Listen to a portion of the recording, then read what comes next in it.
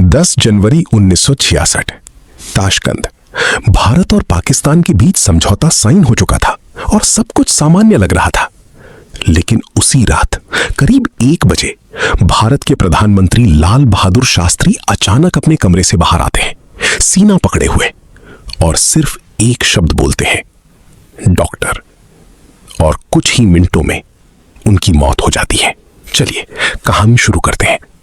साल 1965 में भारत और पाकिस्तान के बीच युद्ध चल रहा था। सीमा पर लगातार लड़ाई हो रही थी और हालात इतने गंभीर हो चुके थे कि दोनों देशों के बीच तनाव चरम पर पहुंच गया था।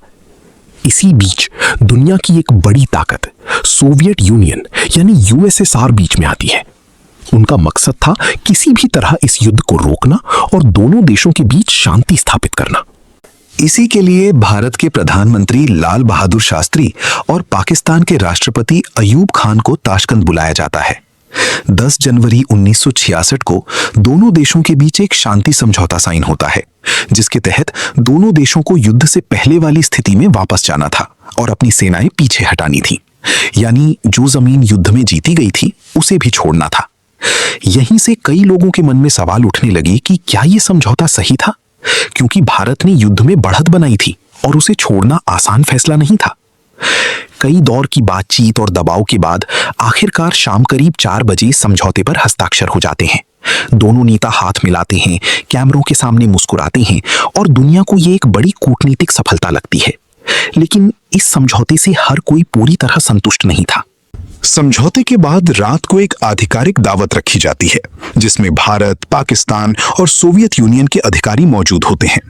शास्त्री जी भी इसमें शामिल होते हैं, लेकिन ज्यादा देर नहीं रुकते और करीब रात 10 बजे अपने दाचा लौट जाते हैं। वहां पहुंचकर वो हल्का खाना लेते हैं, फिर अपने परिवार से फोन पर बात करते हैं। बताया जाता है कि इस बातचीत के दौरान वो थोड़े चिंतित लगे, क्योंकि समझौते को लेकर देश में मिलीजुली प्रतिक्रिया आ रही थी। फोन रखने के बाद वो कुछ देर कमरे में टहलते हैं, फिर रोज की तरह दूध और इसबगोल लेते हैं और सोने की तैयारी करते हैं। पास वाले कमरे में उनका स्टाफ मौजूद था और ऊपर वाले फ्लोर पर डॉक्टर आराम कर रहे थे। सब कुछ सामान्य था, लेकिन करीब 1 बजे के आसपास अचानक स्थिति बदलने लगती है। पास वाले कमरे में बैठे लोगों को हल्की सी आवाज सुनाई देती है। जब वो दरवाजे की तरफ देखते हैं तो शास्त्री जी दिखाई देते हैं। वो अपने कमरे से बाहर आए थे, सीना पकड़े हुए, और चेहरे पर बेचैनी साफ दिख रही थी। उन्होंने धीरे से कहा, डॉक्टर, डॉक्टर।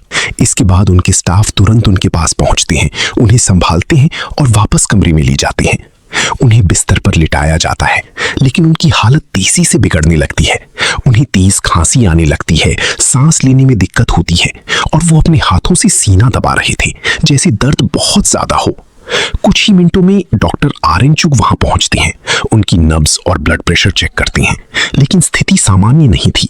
डॉक्टर तुरंत इंजेक्शन देते हैं और उन्हें संभालने की कोशिश करते हैं, लेकिन कोई खास असर नहीं होता। कुछ ही मिनटों में उनकी हालत और बिगड़ जाती है और करीब 1:30 बजे उन्हें मृत घोषित कर दिया जाता है। एक प्रधानमंत्री जो कुछ ही घंटे पहले पूरी तरह सामान्य थे, अचानक इतनी जल्दी हमेशा के लिए चले जाते हैं। शास्त्री जी की मौत के बाद शुरुआत में इसे एक सामान्य हार्ट अटैक माना गया, लेकिन जैसे जैसे वक्त बीतता गया, कुछ ऐसी बातें सामने आने लगी जिन्होंने लोगों के मन में शक पैदा कर दिया। इतने बड़े नेता की अचानक मौत, लेकिन ना ताशकंद में पोस्टमार्टम हुआ और ना ही भारत में। जब उनका पार्थिव शरीर भारत लाया गया तो कुछ लोगों ने नोटिस किया कि उनका रंग सामान्य नहीं था। बताया जाता है कि शरीर का कुछ हिस्सा नीला या गहरा पड़ गया था। उनकी पत्नी ललिता शास्त्री ने भी खुले तौर पर कहा कि उन्हें शक है कि यह सामान्य मौत नहीं थी, और उन्होंने जांच की मांग भी की। लेकिन हैरानी की बात यह है कि इतने बड़े नेता की मौत के बावजूद कोई बड़ी जांच नहीं हुई। ना उस समय कोई ठोस निष्कर्ष सामने आया और ना ही बाद में पूरी सच्चाई सामने लाई गई। यही वजह है कि आज भी ये सवाल बना हुआ है, क्या ये सिर्फ एक हार्ट अटैक था या इसके पीछे कुछ और भी था? अगर मान भी लें कि ये सिर्फ एक साधारण मौत नहीं थी, तो फिर सवाल उठता है, कोई शास्त्री जी को नुकसान क्यों पहुंचाना चाहेगा? इसका कोई सीधा जवाब आज तक सामने नहीं आया।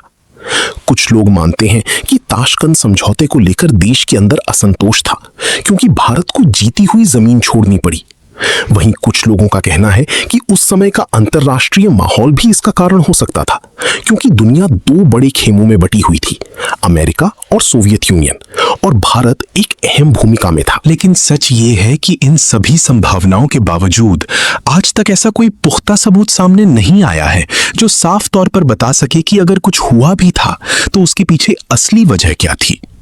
और शायद यही कारण है कि ये कहानी आज भी अधूरी है, और ये सवाल अब भी वहीं खड़ा है, शास्त्री जी की मौत का असली सच क्या था। अगर आपको ये वीडियो पसंद आई हो तो वीडियो को लाइक करें और चैनल को सब्सक्राइब जरूर करें।